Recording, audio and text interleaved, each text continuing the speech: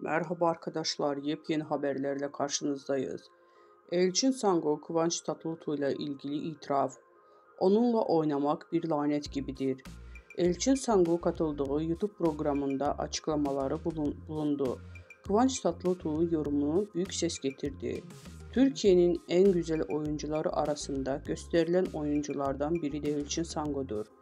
Elçin Sango, Kıvanç Tatlıtuğ ile ilgili konuşmaları dikkat çekti. Kıvancın yanına kimi koyursuz koyun, Kıvanç her zaman daha güzeldir. Onunla oynamak lanet gibidir benzemesi sosyal medyanı salladı. Bizden bu kadar arkadaşlar. Videoların devamını gelmesini istiyorsanız da kanalımıza abone olmayı unutmayalım. Hoşça kalın.